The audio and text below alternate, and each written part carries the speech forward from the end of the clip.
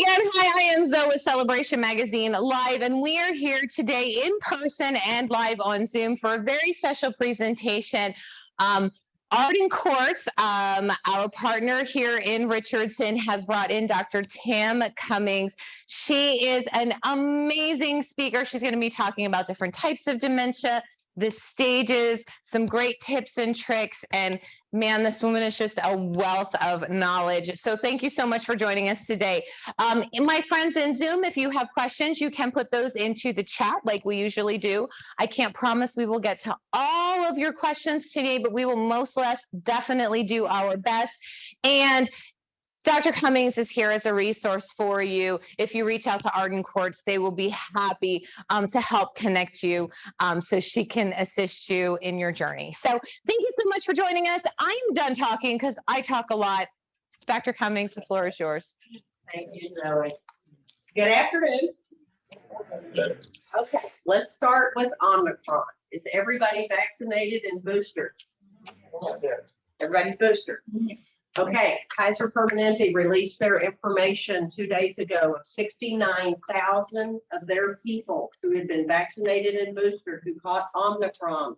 No one was ICU'd, no one died. It appears that with the booster, even in our age group, it should be a sickness, and that's it. So, but I travel, and I've got the worst case of cedar fever ever. I'm cleared for COVID. Caregiver burden scale, the number 40 at the bottom. If you take this test and your score is above 40, you need to be seeing your physician. We are starting our 3rd year of lockdown. The death rate for the dementia caregiver is now expected to be 3 out of 10, meaning 3 out of 10 of you will not survive the disease of dementia because of the stress of giving care. As we stage your loved one today, if your loved one is in stage 5 of the disease and you are still doing care at home, you are doing the work of 12 people. If your loved one is in stage 6 of the disease, you are doing the work of 16 professional caregivers. That's the reason for the death. You literally work yourself into the grave. Does that make sense to everybody? Okay, I'm going to ask you a dozen times today or 100. Does that make sense to you, to make sure that we're all following along? So everybody with me so far? Okay. How many of you know which dementia your loved one has? Which one? Alzheimer's. Which form of Alzheimer's? I think you stopped me there. Okay. Which dementia? This is my best friend. I'm just here to learn stuff. I'm guessing she's in stage 3. Okay. My question was, do you know which dementia your loved one has? Oh, okay. Sorry. I thought you said which stage. No, ma'am. Nope. Okay. All righty. Alzheimer's. Did they tell you which Alzheimer's? Okay. Anybody else? Vascular. Did they tell you which vascular? Anybody else? Have you been told Lewy bodies? Have you been told FTD? Anybody in here been told frontal temporal dementia? Okay. All right. So what we're going to do today is I'm going to walk you through how to stage your loved one with dementia. That gives you the progression of the disease. Everybody with me so far? Okay. So in your tools, you have a couple of things. One of them is the caregiver burden scale. That scale is to give you an idea of how much stress level you're under. And if your level is above 40, you need to be seeing your physician. The death rate of the family caregiver is real. Okay. Your loved one has a terminal illness, and I have a hard time believing that any of your loved ones would want you to die first, but you do die first as the direct result of the care that you're doing. Is that making sense to everybody? Does that sound familiar to y'all? Normally, when I meet you, you look worse than the person with the terminal illness because you've been doing care for at least 10 years before today. And that is normal for the dementia family caregiver. Does that make sense to everybody? 2 people said yes, that's enough for me to go ahead. Okay. I have given you a handout of tools that are stress relieving tips. One of those tips is Greenberg's icebreaker. This will calm you down immediately. On those days when you are so stressed that your brain can't move any further and you feel completely overwhelmed, go to the freezer, get a cube of ice, go to the sink, put the cube of ice in your hand, hold it tightly, shut your eyes and breathe. By the time you reach 10 breaths, you will calm down. And the reason for that is the ice is tricking your brain. Your brain's main function is to monitor the body's systems. When you get overwhelmed, your brain has opened up too many windows. It can't go any further. The ice freaks the brain out because now you're holding something that's freezing, burning, drippy, and wet. Your brain shuts down all those windows, and now you can take a deep breath and figure out where you need to make your next step. Does that make sense to everybody? Okay, dementia staging tools are done in either 3s or 7s. The 3-stage tools are not intended for families. They are intended for research neurologists specializing in dementia. They were not built for you to understand what they mean. Does that make sense? This is a 7-stage tool. This tool is an update of Reisberg's tool from the 70s. And what it includes is common behaviors that we would see your loved one display during the course of the disease, because dementias are progressive and because dementias are killing your loved one's brain. And so they move in a predictable and progressive manner. Please turn your phones off. That's all right. My sister will call if you don't turn your phones off. She does it every time. Sometimes you turn your phone off and she slips in here, turns it back on, and then calls again, just because that's the kind of sister I have. Okay. Everybody got their phones off. Where were we? It was something good. 7 stages. So the purpose of the 7-stage tool is to give you enough detail that by observing your loved one and checking off the behaviors that you see, it will tell you what stage of the disease they are in, how much brain tissue is now lost, what their mental equivalency is, and how long they're expected to be in that stage. And that's important because you need to know that to provide care for them. Does that make sense to everybody? Everybody's with me so far? Dan is with me, or we would have gotten a phone call. Now, in every stage, you're going to see people who are actually in that stage of dementia, okay? And people based on their stage look quite differently. Now, one of the most unusual things about dementia is people with dementia do not look physically sick until the very end of the disease. And that is why they are able to fool professional caregivers, to fool medical professionals, to fool family members. It's not intentional. It is simply a brain still trying to function. And it is humans thinking that if you're sick, you would look sick. And in dementia, your loved one will not look physically sick here until they've lost a pound of brain tissue.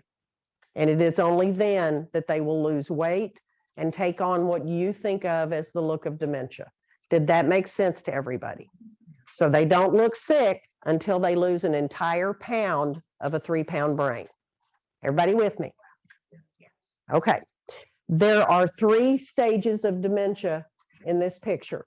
There is stage 5, stage 6, and stage 7.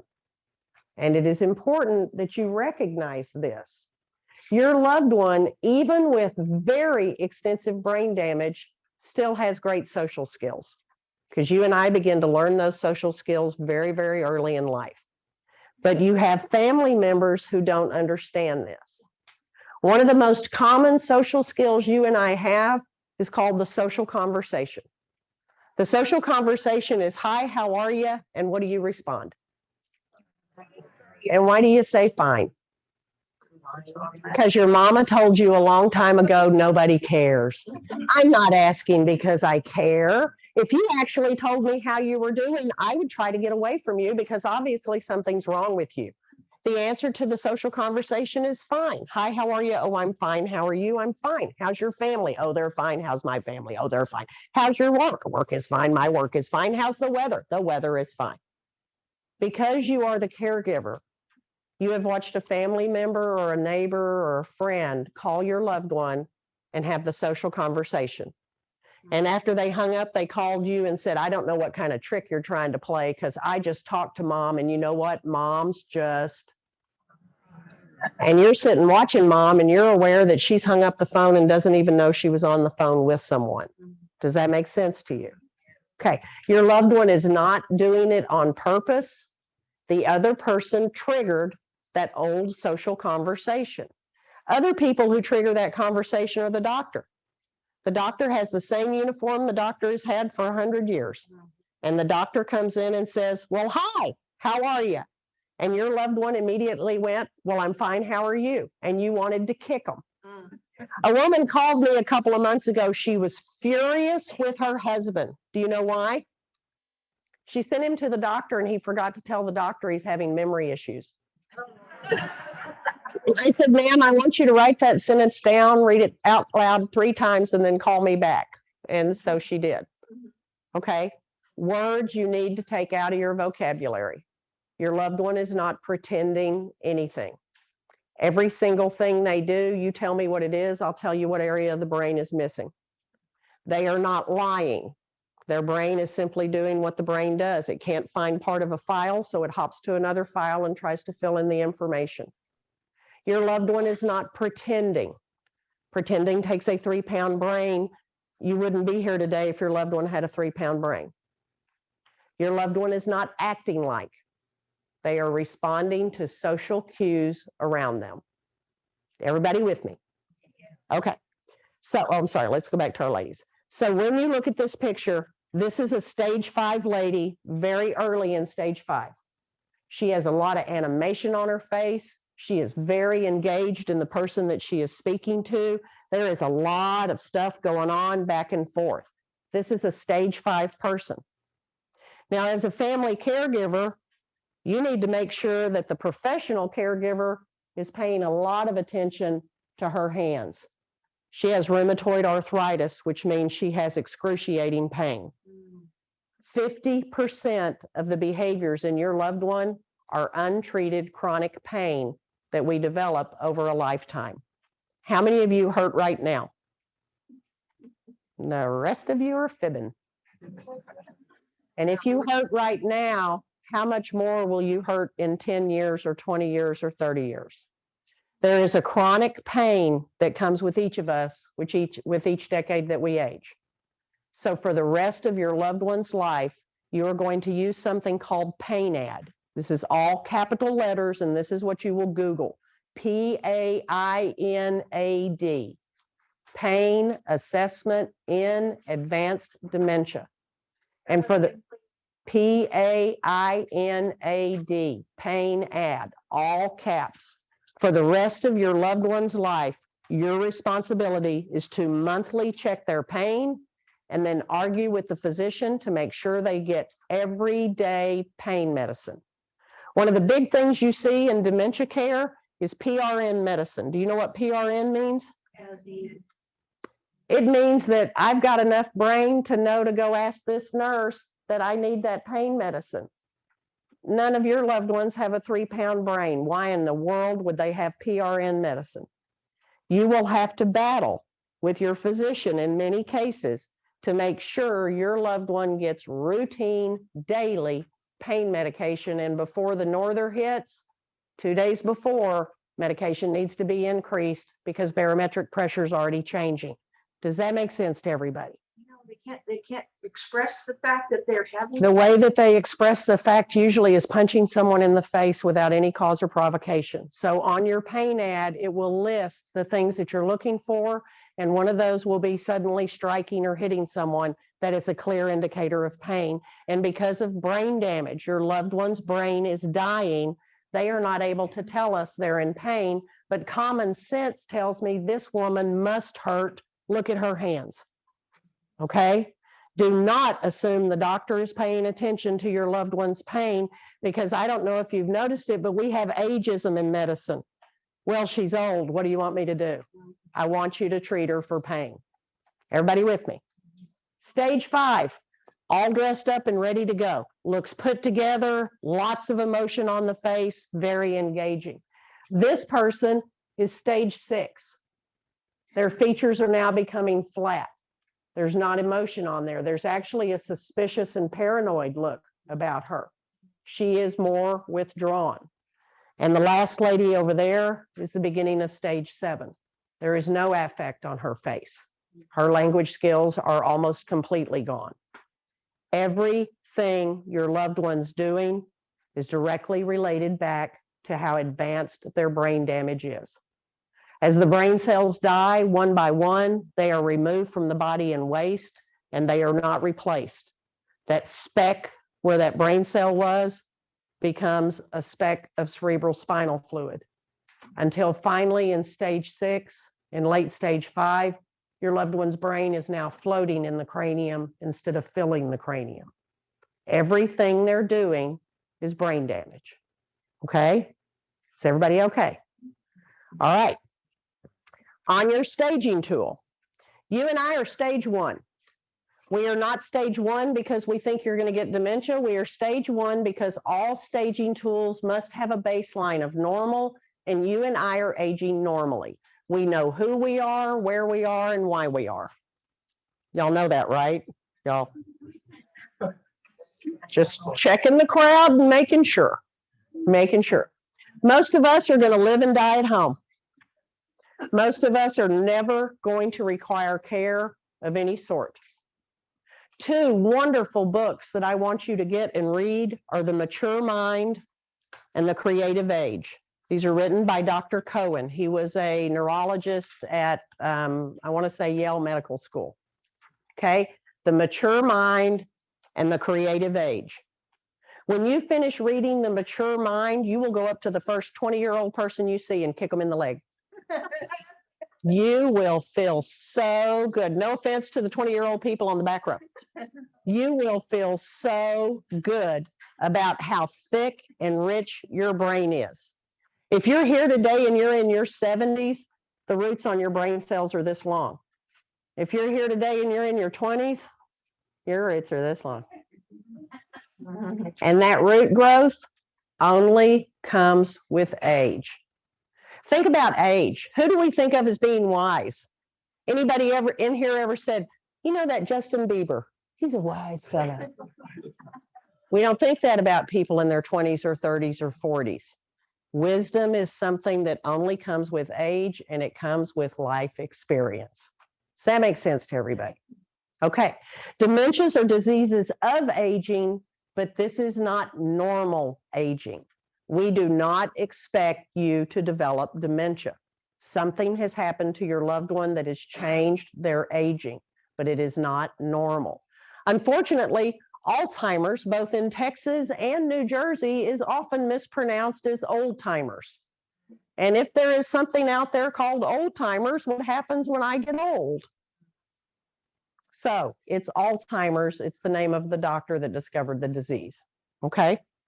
Most of us will continue to experience full cognitive function throughout our life. There really is no such thing as normal aging forgetfulness. What happens is you go on vacation. You stop counting what day it is. You stop paying attention. And now we know, and this is in your handouts, the best thing for you to do as you age is meditation. It is not going to work on your loved one. Your loved one has a brain disease killing their brain, but for you and me, the best exercise for our brain is meditation. And in your handout, I've given you a bunch of different ways to do meditation. So everybody with me. We're stage 1, not because we're going to get it. We're the baseline. Ready? Stage 2 is called mild cognitive impairment. Now, as family caregivers, how many of you are family caregivers? As family caregivers, when you read stage 2, your first thought is usually, oh, crap, I've got it too. Stage 2 says things like you forget names. Do you know my name? Didn't really mean me. What it actually means is family members that you should know. Okay. And how many of you are not good with names? You know, there comes a point in time when your brain goes, I've met as many Johns as I care to meet, and I'm not going to save any more room in my brain for another John. How many of you have grandchildren, great-grandchildren with names you can't even pronounce? I mean, who is in charge of naming the new children? Okay. Some people just don't remember names. I don't remember your name, but if I met your dementia person, I could tell you what they were wearing, what their date of birth was, what I thought their dementia diagnosis was, and what their medication was. But you don't remember you at all. My brain doesn't care. Okay. Stage 2 is things you should know. Okay. Stage 2 says you lose things. How many of you have lost your phone since you've been sitting here? That's not very good. Did you know cell phones were going to make our lives easier? That happened to anybody? Some of you found out you work for crazy people who send out emails at 3 in the morning. Am I supposed to get up and answer that email? Am I a bad employee? How many of you have learned that if you go to the grocery store and don't tell your children you're not carrying your phone, that they will not only call Adult Protective Services, they'll call the sheriff's department to come look for you because, oh my God, you didn't answer that phone for 30 seconds. Some of you didn't turn your phone off a while ago when I asked you to turn your phone off, and in a minute your phone's going to ring and it's going to be one of your kids and you don't answer, and then they're going to call again, and then they're going to call again, and then they're going to call again because they can't imagine you don't have that in your hand. How many of you make lists? Any nurses in here? I love nurses' lists. They make little tiny boxes next to everything and then mark it off as they go along. You're just a list maker. What we're talking about is when we go into your loved one's home, they've written the names of their children over and over and over again. They've written their address down and their phone number down. They take Kleenex out of the box and fold it neatly and put it away. They take toilet paper apart square by square and neatly fold it and put it away. And they make lists of things they should know and neatly fold them and put them away. Stage 2 says, you don't have problems with social skills because you've still got so much brain working. There is huge connectivity still happening here. There's very little damage. This requires the full battery of tests, which is 28 different tests in order to make the correct diagnosis. They respond well to therapy. And most people are not going to notice this except for the person themselves, who will say to their spouse, something's wrong with me, but then they'll quickly dismiss it and move on to something else, even though you're trying to call the doctor right then and get them into testing. A friend of mine came to my house a few months ago, and when we finished breakfast, she said, will you test me? And I thought she was joking. She's 52 years old. And I said, sure, I'll test you. What do you want to be tested on? She said, I want you to test my memory. And I said, why? She said, I don't know my daughter's middle name. I don't know my mother's maiden name. I don't know my PIN number. And I said, how long have you been like this? And she said, at least 7 years. And I have made 4 attempts to get her and her husband to get her to Austin to where we can do the full testing on her. And each time it gets dismissed, and he doesn't really care because he doesn't see an issue. So it is very, very subtle. And as family caregivers, you do common brain things and think I've got it too. So let's talk about common brain things. How many of you have walked in a room and didn't remember what you went in there for? It's not today, is it? Okay, that'd be different. That'd be different. But if you're at home, when you walk in a room and don't remember what you went in there for, all it means is whatever you're looking for, your brain doesn't care. It's done. It wants to go sit on the couch, watch bad TV, get you to feed it beer and chips. So basically a naughty brain. Okay? So all that means is whatever you're looking for, brain doesn't care. Okay? How many of you have grandchildren? And to call that grandchild's name, you've got to start at the very first one and go all the way through every single name until you get to the right one. That's normal brain function. Feel sorry for my mother. She has 21 great grandchildren. Takes her forever to get to that last kid. In fact, I noticed at Christmas, she was just calling him that last kid. That's normal brain function. Okay. How many of you saw that movie last night and that actor? You love that actor. You watch all his stuff. You can see his face right here. You can feel his name in your mouth and you can't remember it. And at 3 in the morning, you yell Brad Pitt. All that has to do with is how did you learn Brad Pitt? When I learned Brad Pitt, he was with Jennifer Aniston. So my brain put him in my Jennifer Aniston file. It doesn't matter that he tried to get out and crawl over and get in Angelina Jolie's file. She kicked him out. If I want to find Brad Pitt, my brain put him in my Jennifer Aniston file. So when you have that moment of, I can't remember this, instead of thinking, oh crap, I've got it too, take a deep breath and say to your brain, how did I learn this information? And then your brain will start going through files. And in a few minutes, you'll pull out Brad Pitt. Now, if that wasn't the answer, you should call me. Okay. So while we're talking about calling me, let me give you my phone number. My phone number is 254-216-3668. 254-216-3668. I'm not going to answer it, but you'll feel better when you call just because you try. That really is my phone. That's the number for the phone sitting right there. I really do answer the phone. If you have not heard from me in a day, if I didn't answer your phone call, you need to call me back. Things get moved and shift down to the bottom. If you have a family member that needs to be talked to because they don't understand the disease, if you have children that don't understand the disease, if you run into something with the doctor and you don't understand it, call me. Dementia is all I do, and I am happy to help you. And if you begin to bother me, I'll send you a bill and you'll stop. Okay? All right. Stage 2 is thought to actually begin between the ages of 40 and 65. There is some research that indicates Alzheimer's may actually begin in the 20s, and it takes 40 years before enough damage is done that someone notices something is wrong. Okay? And the first person to typically notice something is wrong is the person themselves, and the second person is going to be the spouse. Now, there is a universal human behavior. If I went to any one of you and with great caring in my voice said, I don't think your brain functions right, your first response is to punch me. It is to become furious. It is to become very, very angry.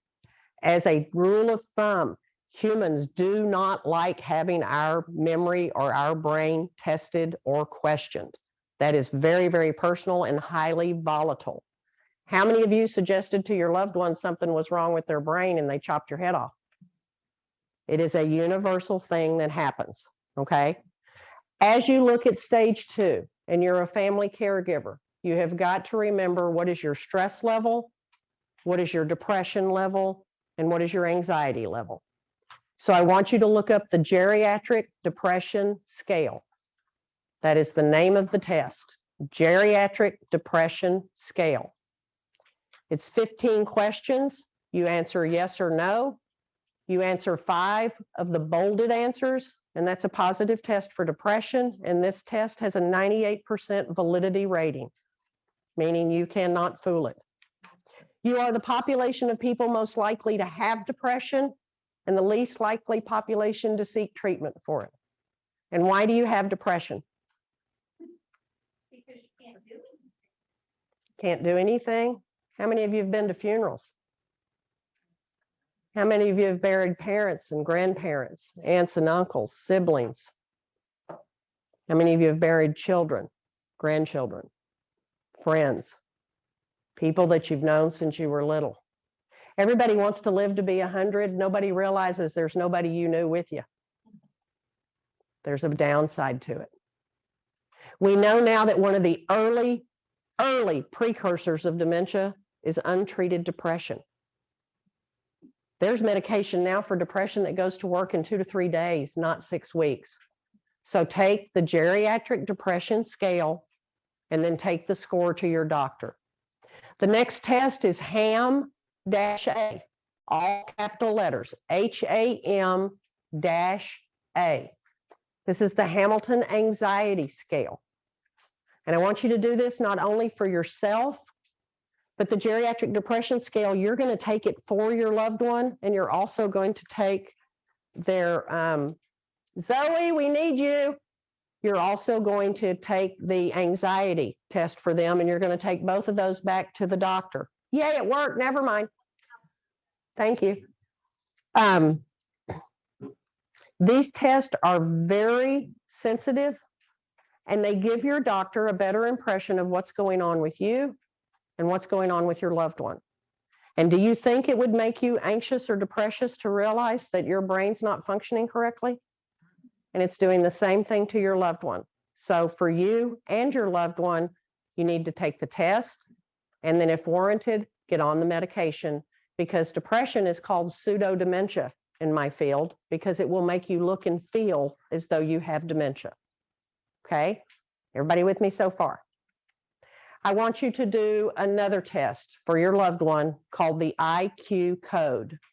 This is all capital letters and it's one word, IQCODE. This is going to allow you to look at your loved one, and it's going to ask you, going back 10 years, when did you see this behavior? And this paperwork gives your doctor a lot more information than my loved one seems different.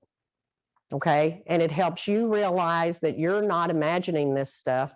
Your loved one's brain is dying. So everybody got their test down, all your stuff?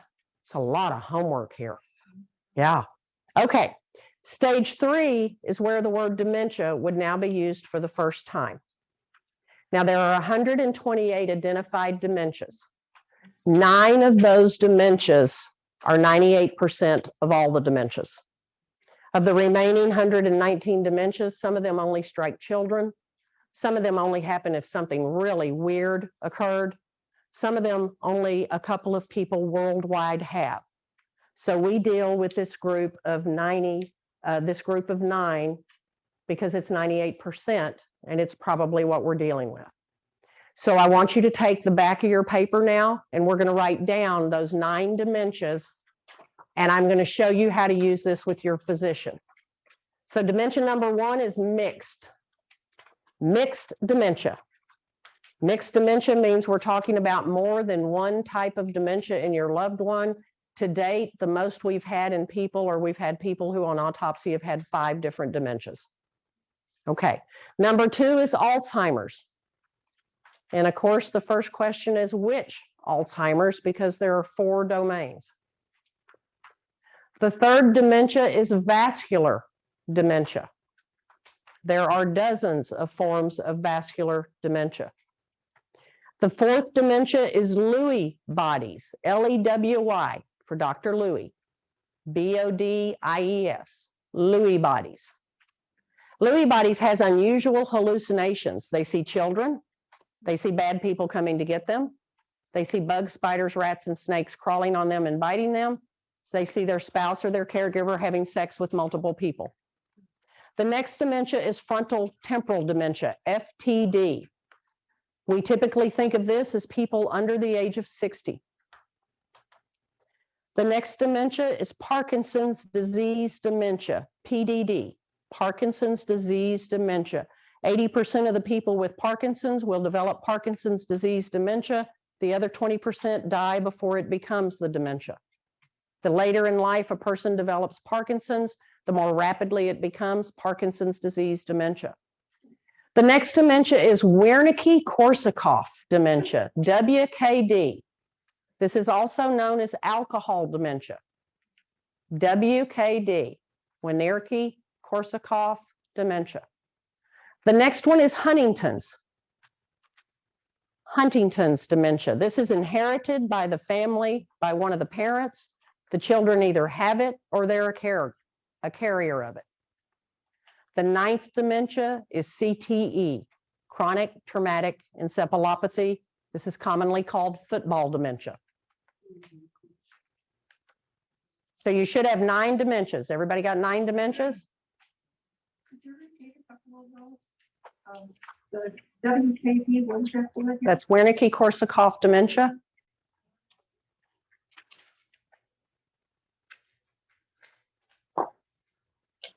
Okay, so now I can't make your diagnosis, but I can show you how to use this tool to go back to the doctor with better questions, and I'm going to use my mother first. Okay, everybody with me? My mother is 82 years old. She never played football, so we can mark off number 9. My family doesn't have Huntington's. At 82, my mother would have died 40 years earlier. Half of my family would be dead. The other half would have it. We don't have Huntington's. We can take that out. My mother's never had a drink of alcohol in her life. We can take off Wernicke-Korsakoff. My mother doesn't have Parkinson's disease, so she cannot have Parkinson's disease dementia. We can take that one off. At 82, my mother is much too old for frontal temporal dementias. This is dementias of people in their 20s, their 30s, their 40s, their 50s, their 60s, maybe their early 70s. She's too old. I can take that one off. My mother does not have hallucinations or REM, sleep behavior disorder. She doesn't kick and punch in her sleep, so I can take off Lewy body. My mother, however, has... Go back again. The Lewy body My mother doesn't have hallucinations and doesn't have REM sleep behavior disorder, so I can take that one off. At 82, my mother has high cholesterol. My mother has high blood pressure. My mother is morbidly obese. My mother has a history of stroke. I'm going to make a star next to vascular dementia. Okay, I definitely want to talk to the doctor about that. But my mother didn't develop this vascular condition overnight. And what we know is if you have any dementia and live long enough, Alzheimer's will join it. So I'm going to go back to the doctor and ask questions about vascular dementia and a combination of Alzheimer's dementia as well, with the form of Alzheimer's being late onset because she's in her 80s. Now we're talking about mixed dementia. Did everybody follow me? Let's do my father. Okay. My father is 85 years old, and as a senior in high school, he actually won the Texas title in football for six-man football. He was the quarterback. But I'm not really worried about CTE because six-man football, there's no tackling. You're too busy trying to run because you played both sides of the ball, right, guys? Couldn't catch anybody. You were too tired. You're just trying to get up the line. Also, chronic traumatic encephalopathy, football dementia. This is boys after the 1970s. That's the group we're most interested in. That's when all of a sudden our boys got bigger and they begin to hit harder. Okay, but still, daddy played football. I'm going to make a note. We don't have Huntington's in our family. I can take Huntington's off. Do you remember I said mama didn't drink? Why do you think mama didn't drink? Daddy did enough for everybody. I was 19 before I saw my father sober for the first time. He was dedicated to it. I'm not talking about a weekly, just a wimpy drinker. I'm talking a case a day followed by a bottle. Okay, serious drinking. He drank for 30 years. I am definitely going to want to put a star next to Wernicke-Korsakoff dementia. Doesn't matter that he's been sober for 40 years. He did a lot of damage to his brain. Everybody with me? Okay. My father doesn't have Parkinson's disease, so he doesn't have Parkinson's disease dementia, but 2 years ago, his only brother died of Parkinson's disease dementia. So I'm going to make a little note just to make sure the doctor's aware of that.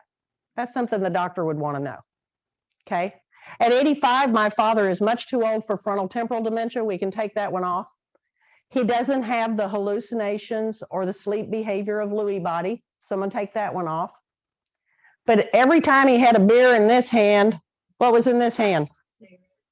Cigarette. And then they said, you know, Jim, them cigarettes are bad for you. And he said, oh, I'll go to those cigars. And then after about 20 years, they said, you know, those cigars aren't any better than those cigarettes. And he said, well, I'll go to chewing tobacco. I'm thinking we might want to make the doctor aware because those all light up vascular things, correct? And my father is this big around, but you can be this big around and have high cholesterol. So we want to make a note next to vascular because every time he puffed on a cigarette, his brain didn't get oxygen for that flash of a second. Does that make sense? At 85, my father is now in the group that 1 out of 6 will develop Alzheimer's, so I might as well make a check and a question next to Alzheimer's as well. And now I can go back to the doctor with much more specific questions. Do you understand how to do this for your loved one? You got that? Okay. And if your loved one has already been given a diagnosis of Alzheimer's, if you will give Katie your email, Katie is going to send you a huge handout called the Itty Bitty Dementia Book. I'm 4 years into a divorce. They told me I can't write a book. They didn't say I couldn't write a big handout. So I wrote a big handout. In 2 more months, it'll be a book and I'll charge you for it. But let Katie know and she will send you this giant handout. The 4th chapter covers all of the dementias and it breaks down each of their domains. Okay, so that'll give you a better idea of narrowing down what your loved one has. Everybody with me? Okay, so we're at stage 3. Medications were intended to be started in stage 2, 3, or 4. When do you think most people in our country are diagnosed? In stages 2, 3, and 4? 5. And by stage 5, your loved one has lost 1/2 pound of brain tissue. And the question becomes, this medicine was intended to be given so that your loved one would continue to age And we estimated 70% of people would not develop the debilitating features of dementia, but would die of old age, which means heart attack or stroke. Instead, your loved one didn't get diagnosed until stage 5. The doctors put them on this medication. And what do you think the effects of that medication are? They drag the worst part of the disease out on average 2 to 3 years, which is $200,000 to $300,000 in care. And it is when your person has the most brain damage. So it is a very difficult question for families to have to talk about and have to go back to the doctor and ask. And remember, it's your person, it's your loved one, and you're the one paying the bill. So would your loved one say, drag it out as long as possible, keep me till I'm bedbound, bankrupt yourself, you live under the bridge? Or would your loved one say, I have a terminal brain disease, keep me comfortable, feed me chocolate, let me go? And unfortunately, you probably didn't get a chance to ask those questions.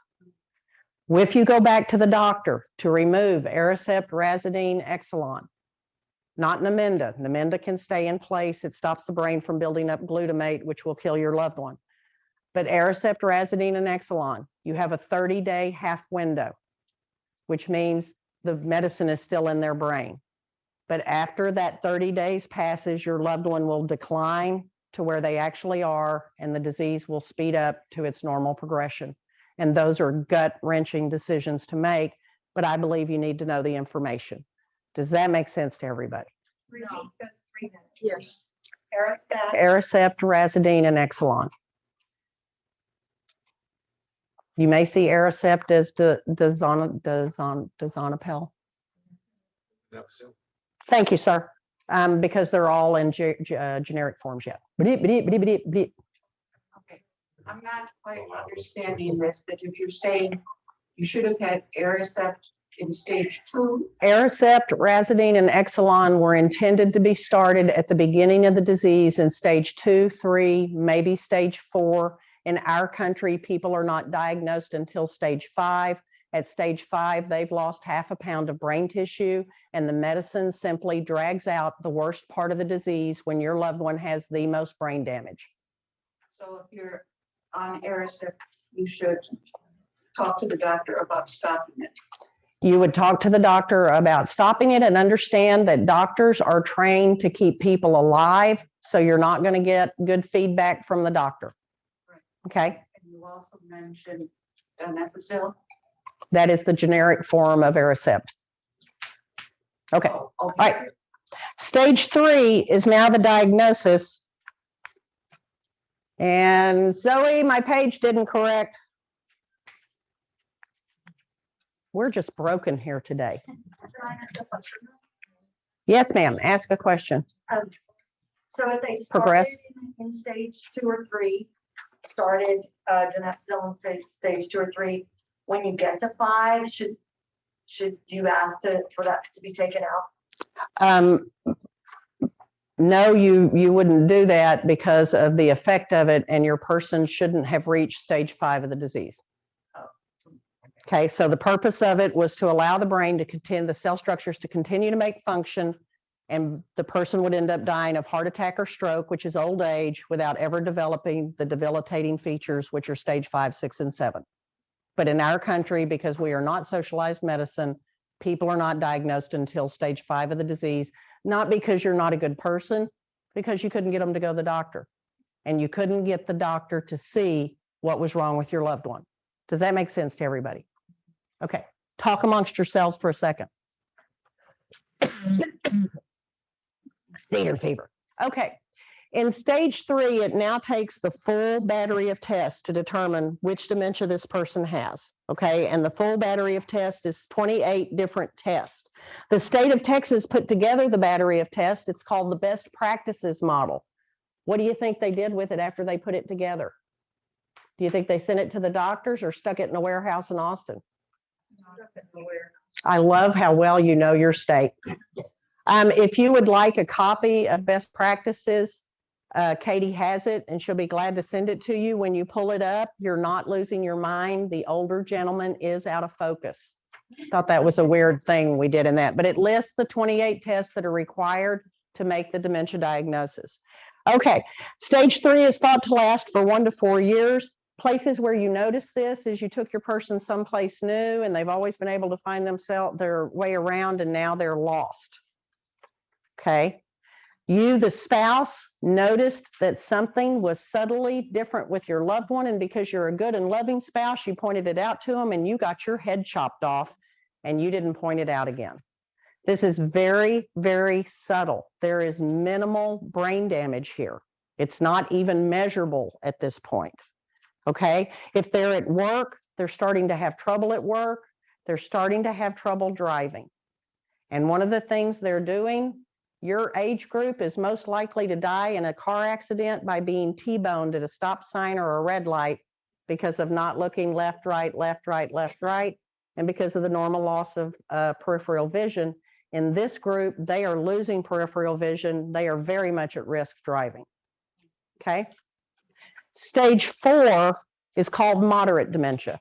This is the middle of dementia, and this is typically when the adult children notice that something's wrong.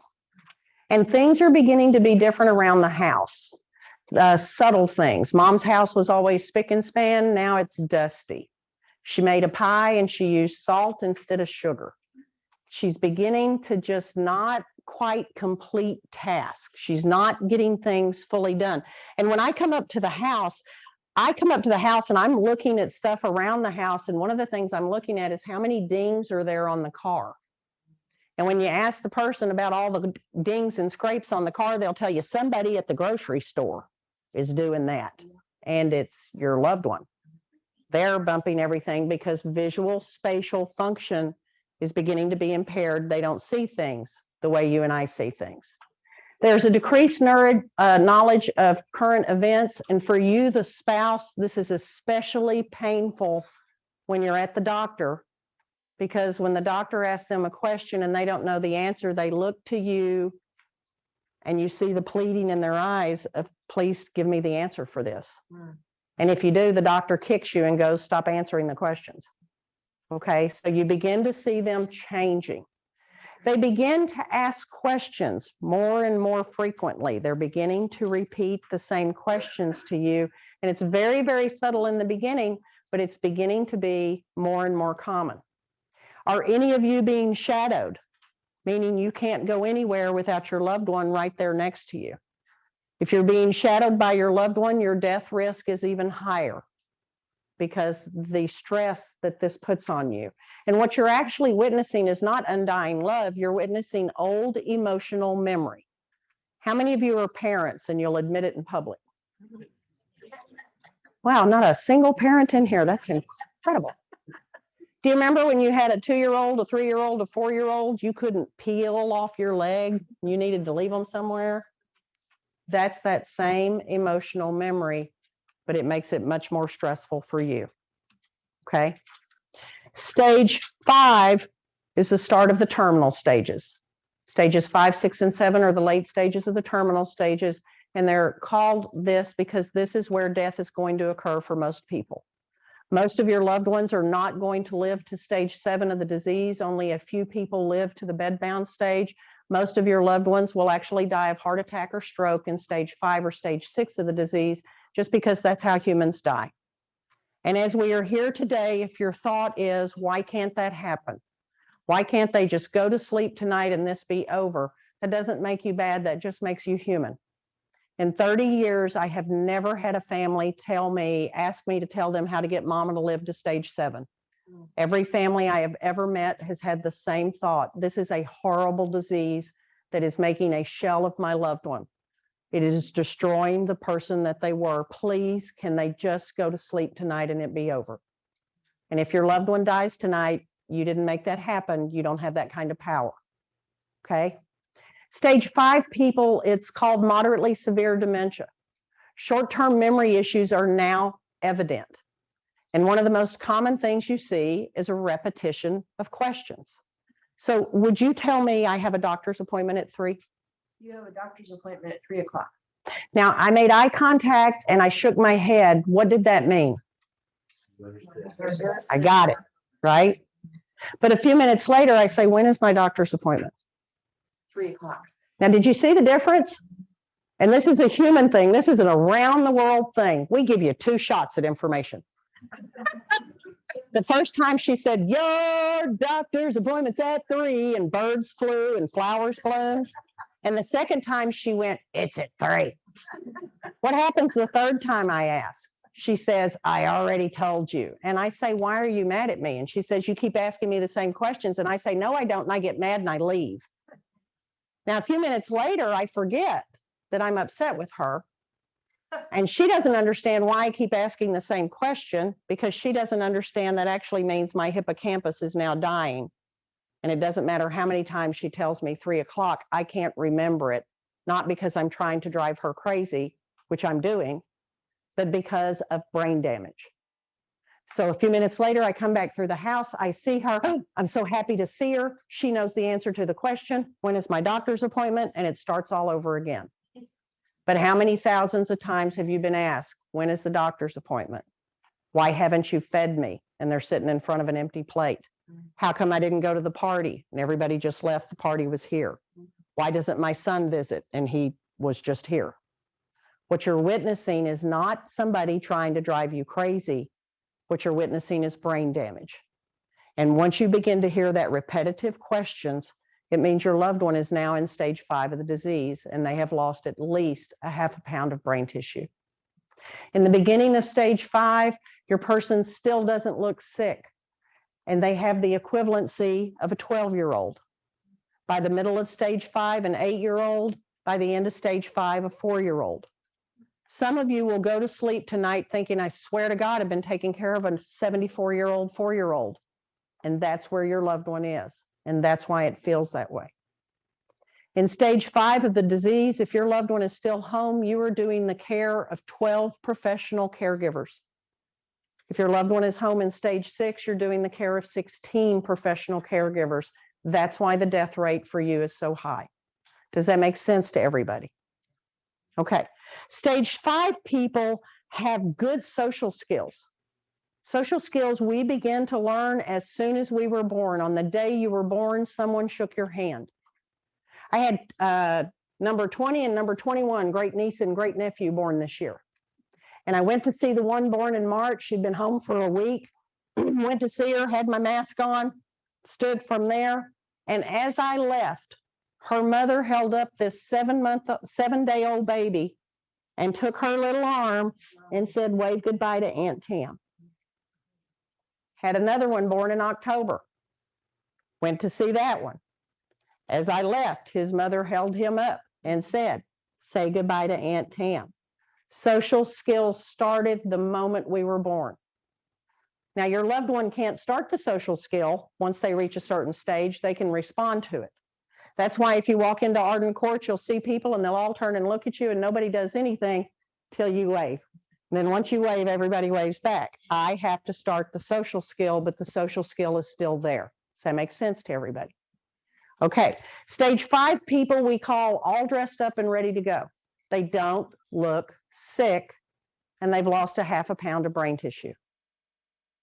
And they don't look sick. And every time I say that, it amazes me.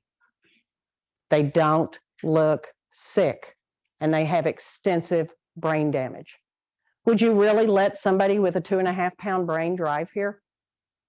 And by the way, if your loved one has a dementia diagnosis, drives a car and has a wreck, your insurance company is not going to cover you. Okay? They are not safe to drive. They just don't look sick yet. Stage 5 people are all dressed up and ready to go. Women have their purses, men have their wallets and their combs, their shirts are tucked in, their belts are done, their shoes are tied. They don't look disheveled. They look very put together. As the disease progresses into stage 6, though, your person is going to begin to change and finally have the look of dementia. In stage 6 of the disease, they now look ill. There's a great loss of affect on the face. One of the most common things families say to me is, oh, well, you know, they're not really that sick. They weigh 200 pounds. Well, you know what? They just haven't got to stage 6 yet because dementia doesn't care. If your loved one lives to the end of dementia, they will lose 1/3 to 1/2 of their present body weight. That is the cause of the disease. That's what happens to people with dementia. When you sit here today and you do your staging tool, if you think your person's in stage 5 and they're okay, they're not okay. Medically, they belong in memory care or a skilled facility because it's brain damage. They require medical care. Stage 5 people all dressed up and ready to go. Stage 6 people lost in their own world. They're now shuffling as they move along. They're beginning to be bent. They're starting to lose language skills rapidly.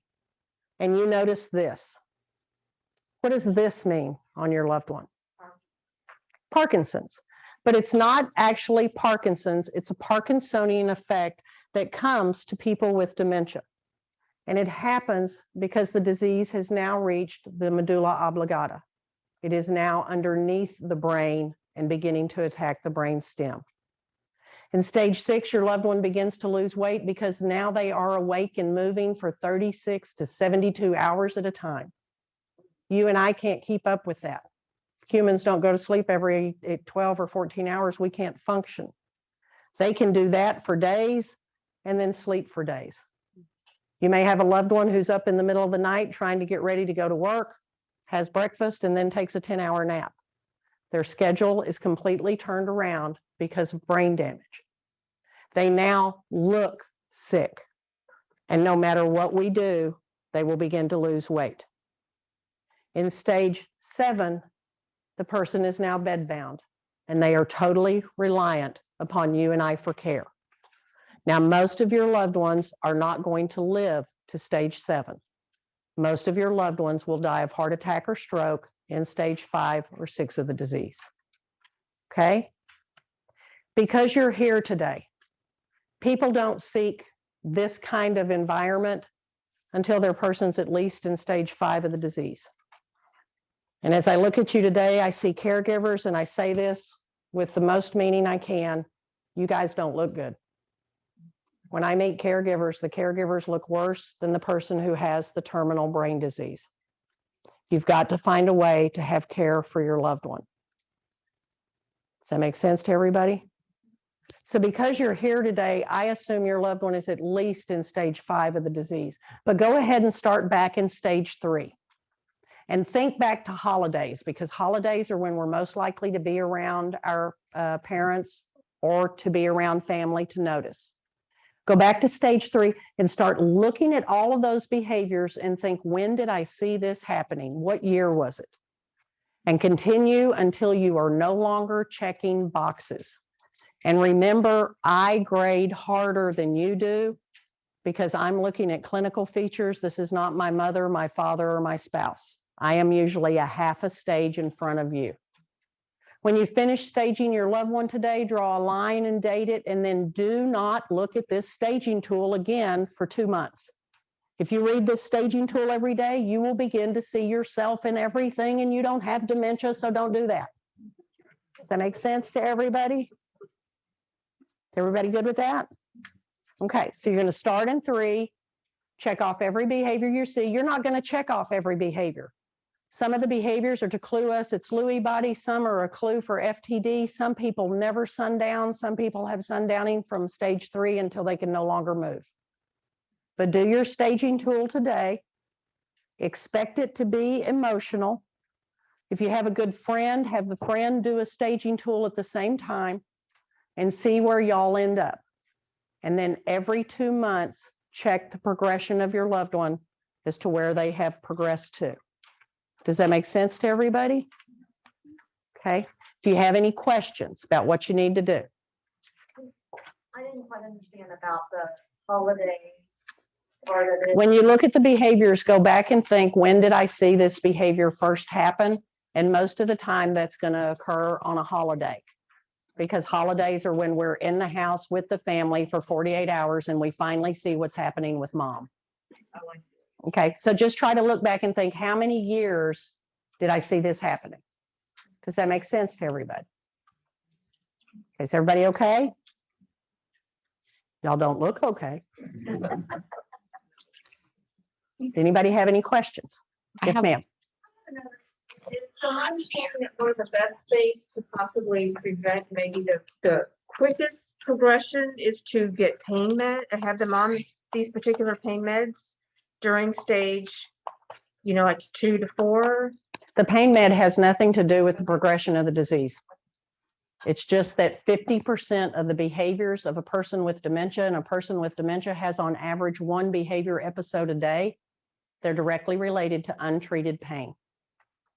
Okay, so you have to be vigilant that the pain ad is followed for your loved one. Okay, and when you read the pain ad, it'll make perfect sense to you. Your parents, your humans.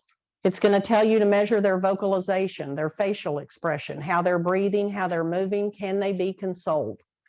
And on the second page, it's going to explain every single word, what we're actually looking for. And then you simply do their grade and make sure that they get pain medication. Your loved one can have narcotic pain medication. They're not going to get addicted. They have a terminal brain disease. Okay, we can do better than we are in terms of taking care of pain. Okay, any questions? Yes, ma'am. Can dementia be started by like a pre-active and like a concussion where you hit the back of your head? Yes, ma'am. So that can be like the start of dementia? That would have started a dementia if it was a hard enough hit. But remember, it depends on, was it 1 concussion? And how long ago was it? Because the brain has something called plasticity where it repairs itself. Okay, but a major enough blow would certainly start a dementia. Well, I know they say the concussion healed up, but my sister keeps getting worse and worse, and I even took her to Kidney Clinic. And they basically say, the motor form, I think is what they call it. We don't know why she is how she is. Did they send you a summary page? And yes, I got to. If you will send me the summary page and your phone number, we'll talk about what it's saying. Okay? Yes, ma'am. Do you think a 63-year-old female might have untreated pain at age 63? Do they have dementia? Yeah. I'm 60 and my knee is killing me right now. Mhm. So absolutely. Absolutely. How many of you are in your 80s? So you're in your 9th decade of life. That sounds a lot older than 80, doesn't it? All of a sudden, I just made you feel like, oh my God, there is an accumulation of pain that comes as we age. And we develop, a lady told me once, she said, the Ritus brothers, Tom Ritus, Bob Ritus, I like them, but that little stinker Arthur.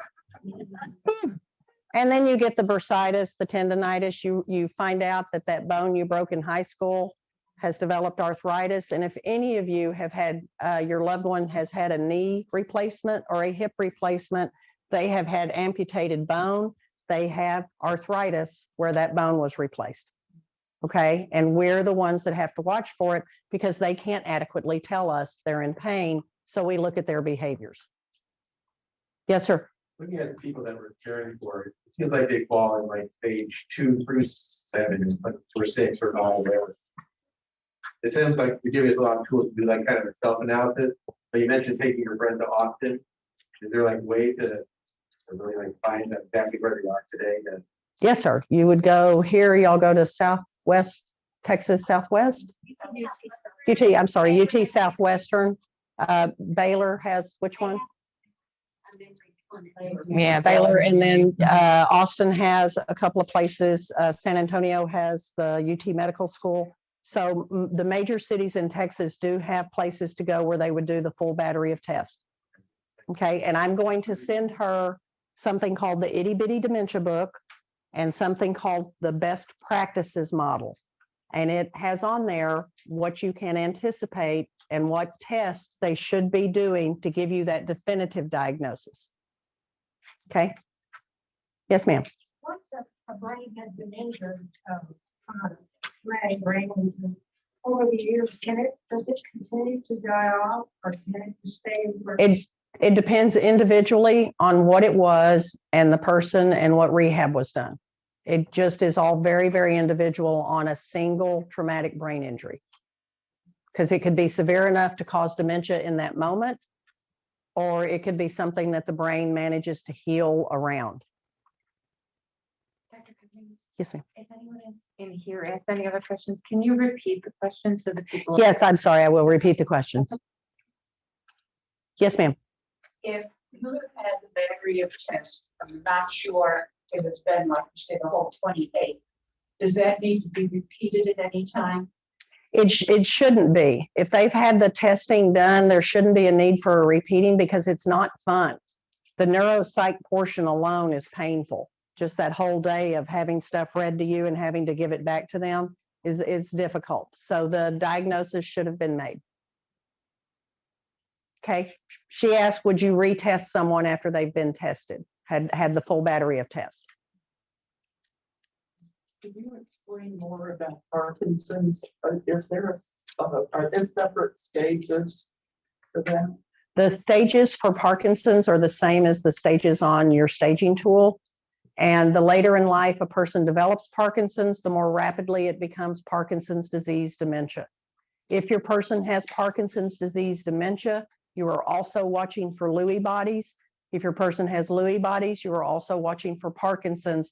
Those two dementias are now considered first cousins. And if we see one, we anticipate the other. Also remember, your Parkinson's and Lewy body people are very sensitive to medications. Very sensitive to medications. Okay. Yes, ma'am. I'd like your opinion, please, on two of the studies that are currently available if you find them. The one is the infusion.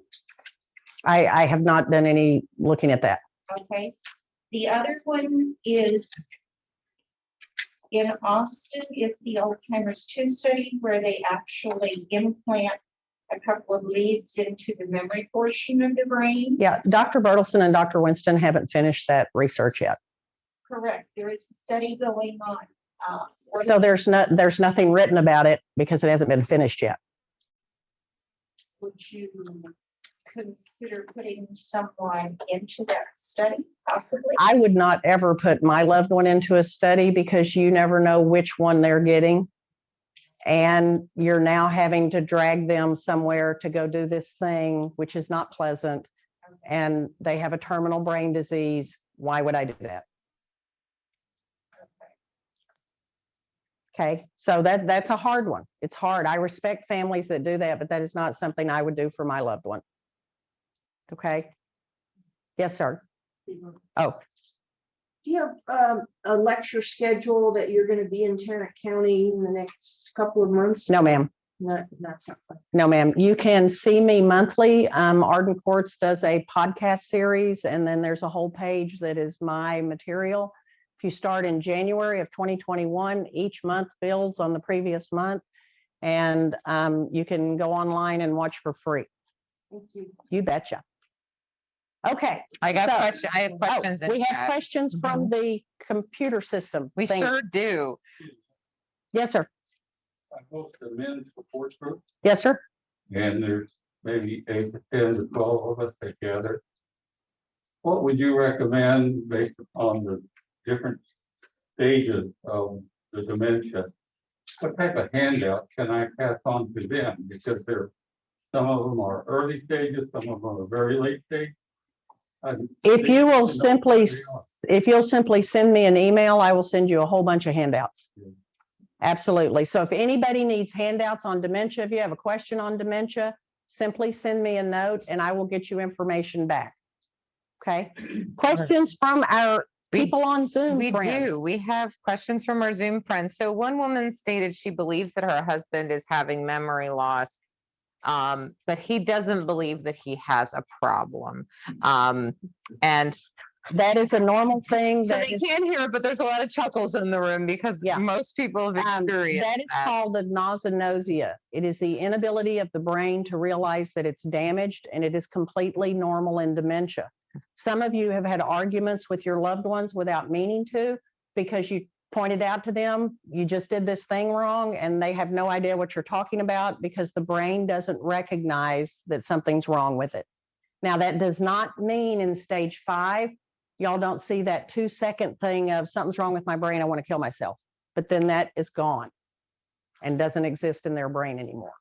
So But where that is normal. would you suggest someone like that start in getting their loved one tested, analyzed at their primary care physician or with They a, need to go, the primary care physicians have no skill sets in this. They need to go to the testing centers. okay. And Katie, you'll be able to get that information to Yes. them. Yep.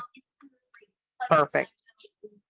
Perfect. And y'all have good places up here. And It's not like West Texas. no, where we there's definitely nothing out there. have good ones. And then what are the 3 meds that you talked about? I know it was Aricept.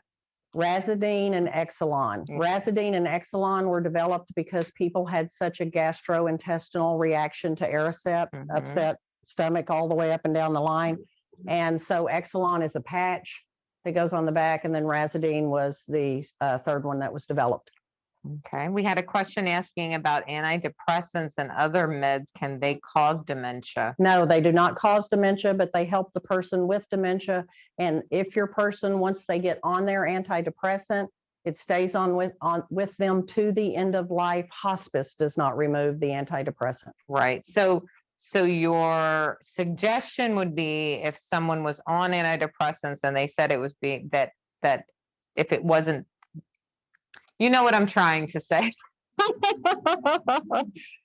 So if there is dementia and they're trying to state, oh, it's because of the antidepressants, that is incorrect. That is incorrect. Okay, there we go. That is incorrect. I got it. The form of depression that people with dementia have is the form called atypical Mhm. depression. Mhm. And people with atypical depression are angry, annoyed, agitated, and aggressive.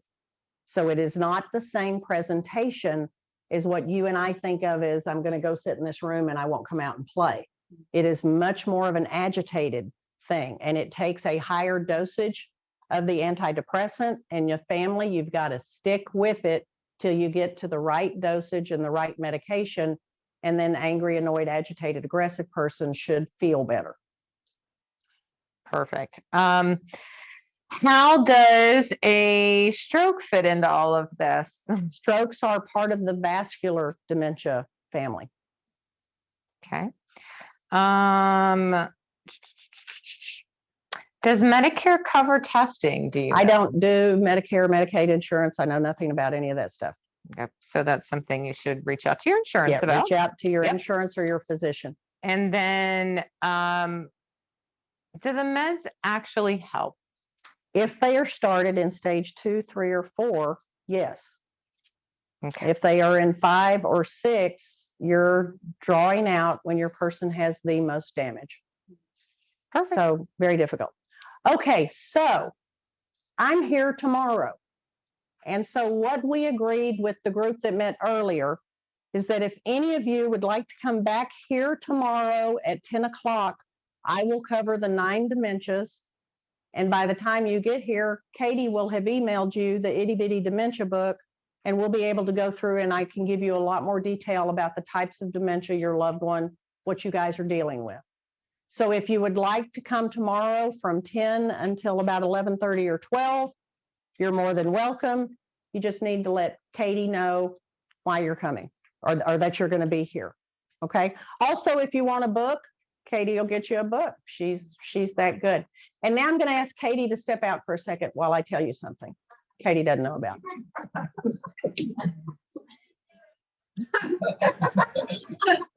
Arden Courts is the only national company I will speak at. And there is a reason why. They train their staff. Their building has been built for the resident, not to make you feel better. It's been built for the person with brain damage.